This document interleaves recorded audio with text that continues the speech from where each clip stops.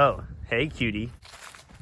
570 horsepower of awesomeness and 23 shanks of compaction shattering ability. Oh, you know what they say, can't go to work thirsty, so I had to stop and get something to drink. Man, the RX is even begging for mercy with this 28-foot chisel plow.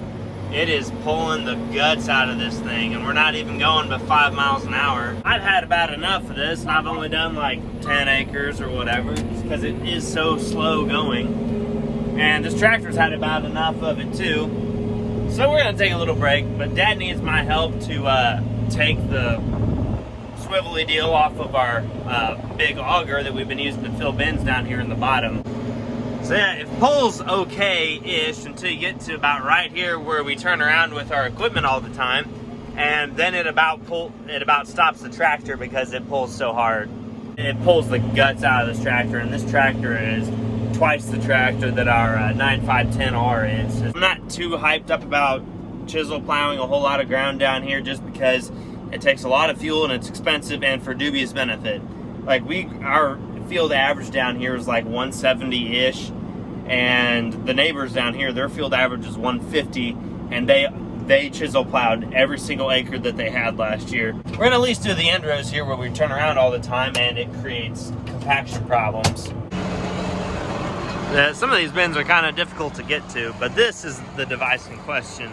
This whole setup was designed in the 60s without 120-foot augers in mind. Is he gonna make it? Maybe. Nope, not gonna make it. So the setup here is actually really neat for the time that it was designed. Got 2 dryers, 2 legs, and then there used to be another silo here for 3 total. The silos, they had to have held like, I don't know, 10,000 bushels. Then there's a 36-foot Butler, 30-foot Butler, and then like a 31-foot Silver Shield. You can see it kind of right there. But none of these hold an awful lot. But for 1960 or whatever, this was a heck of a setup.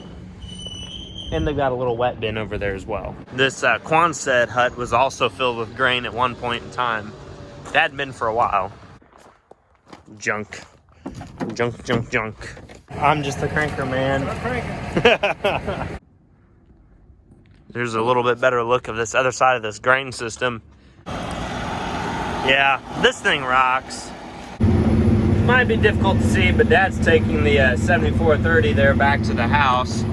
And Grandpa's over there with the Hitachi 450 and the dump truck. He's taking a rock and concrete and putting it along the edge of the base so that it's more difficult for the water to lap away at the ground and cause less erosion.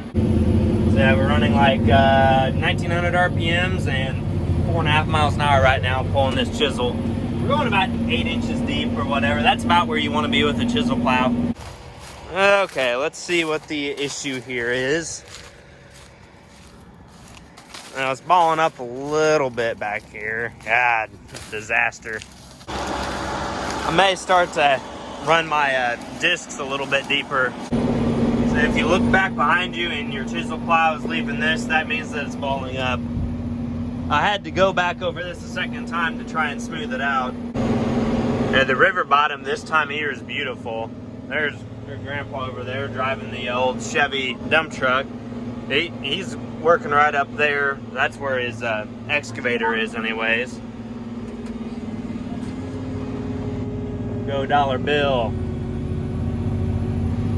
And it's even hard to tell which one of those is up and which one's down. It's just beautiful. Old Dad's over there. He's got his rig about ready to go. So we're both going to be chisel plowing, ripping respectively.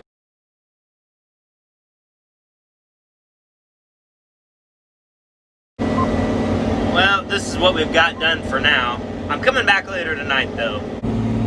My mom is making pigs in a blanket for supper and I'm not going to miss that. And I've got a buddy coming to teach me how to use the new MIG welder that I bought. I bought it's a Miller 252. I like it so far. Of course, I don't really know how to use it because I'm not a professional welder by any means. But I've got to run home real quick, but I'll be back. I'm probably going to stay here till, I don't know, midnight, 1 o'clock, somewhere in there. I just love this. The views. Farming does have the best views, undisputably. Dad's rig is a John Deere 9510R with a 22.5-foot wide disc ripper. Here's the man himself.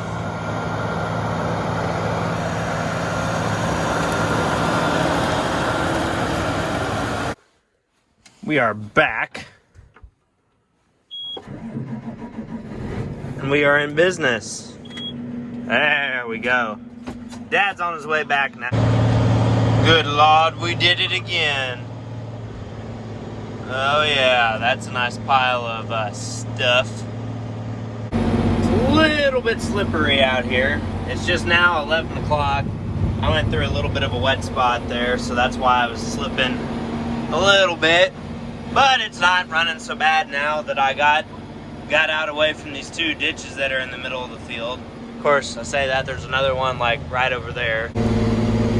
It is 11:44 and that disc gang out there plugged up again. There's Dad running his rig over there in the other field. This is actually the next night because I got frustrated and went home. And Dad came down here and ran a little bit more like today. But I just got down here at like 6:30 and it's almost 10 o'clock now. So we're both gonna run late tonight, but I'm probably gonna run through the night. Well, I'm driving the struggle bus. I'm not driving a tractor anymore. I am captain of the struggle bus because the 9570 RX that I was in started throwing a fuel rail pressure code, so it quit working. So I had to go park it. And now I'm in our 9510R pulling a disc ripper. And now one of the disc blades broke on the front disc gang. And for a while there, it was just kind of hanging out, but now it's disappeared completely. So, in short, nothing that we have works. Update, it is 2:21 a.m. and really, it's pretty smooth sailing down here. I'm about finished up with one part of this field. I'm gonna go over and do some more until I either run out of fuel or I fall asleep, whichever comes first. On the little screwed up mini computer that's on the interim John Deere 9Rs, you can actually see how many hours of runtime you have left before you run out of fuel, which looks like about 4, probably 3 hours for me, and that'll put me at like 6 a.m. Okay, 4:45 and I'm about out of fuel, so I'm actually gonna go home, take a shower and get something to eat, and then be back here by 6 a.m. so that I can watch the sun come up, because I've always wanted to see one of those. That's actually a reference to a Cody Jinks song, Hippies and Cowboys. Very, very good. Would highly recommend adding that to your anything playlist. This stupid thing's trying to do a regen, but I am not about to let it do that because I'm gonna go home. Also, on all three of our John Deere 9R series tractors, the key switch is in a different place. GN streaks, don't hit me up. Real ones, no. Well, the old white Dodge is lit up like a freaking Christmas tree this morning, I guess it is now. So a couple things. Sorry to my family who I woke up at 5:30 in the morning when I walked in the door, but we're getting fuel. I feel a little more refreshed now that I got a shower, and we're going back because we gotta finish. GM streaks. I know that you can't see very well, but the sun is starting to come up and it is beautiful. Yeah, just look at that. That is perfect. Here's a view without my face in the picture. But yeah, that's just like really pretty. And it's really not working down that bad. And no, it's not like muddy. This is just gumbo. This is how gumbo works down. I was able to play with the monitor settings a little bit to get those dimmed down. And wow, that made a difference. I've been in the seat of a tractor for the past 12 hours and I've been up for close to 24 hours. I can say that it was worth it to see this. Well, I can see the rain over that way. It's kind of overtaken the hill now. But one of my friends just Snapchatted me and he's getting rain at his house, so I know that the end is near. On the bright side, I got everything that I wanted to get done. It's done, and I I pushed myself the past 24 hours, and I learned something today. I learned that when you're gonna fall over sleeping, you fold up your buddy seat like this, you set a timer on your phone for 10 minutes, and you lay your head down like this, and you close your eyes, and then like that, the timer goes off, and you get up, and you feel great. You're ready to work another 24 hours.